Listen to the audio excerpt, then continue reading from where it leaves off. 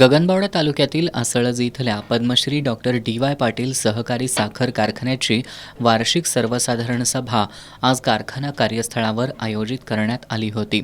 यावेळी विषयपत्रिकेचं वाचन कार्यकारी संचालक जयदीप पाटील यांनी केलं. यावेळी बोलताना कारखान्याचे अध्यक्ष आमदार सतेज पाटील यांनी शेतकऱ्यांनी AI तंत्रज्ञानाचा वापर करून ऊस उत्पादन वाढवण्याचं आवाहन केलं.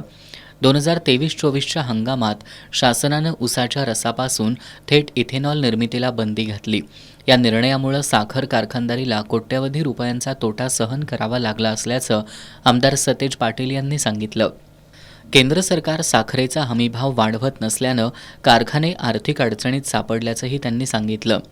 आगामी हंगामातील कारखान्याच्या 5,50,000 मेट्रिक टन ऊस गाळपाच्या उद्दिष्टपूर्तीसाठी शेतकऱ्यांनी आपला ऊस कारखान्याकडे गळीतासाठी पाठवावा, असं आमदार सतेज पाटील यांनी आवाहन केलं. तालुक्यात अतिवृष्टीनं ऊस पिकाचं मोठं नुकसान झालंय. त्यामुळे शेतकऱ्यांच्या चालू पीक कर्जाच्या समान 9 हप्त्यांमध्ये परतफेडीसाठी जिल्हा मध्यवर्ती सहकारी बँकेनं मान्यता द्यावी आणि शासनानं झालेल्या नुकसानीचे पंचनामे करून नुकसान भरपाई द्यावी, असे 2 ठराव या सभेत मंजूर करण्यात आले. सभेला उपाध्यक्ष बंडोपंत कोटकर, सर्व संचालक, सभासद, तोडणी वाहतूक कंत्राटदार, खाते प्रमुख, कर्मचारी उपस्थित होते.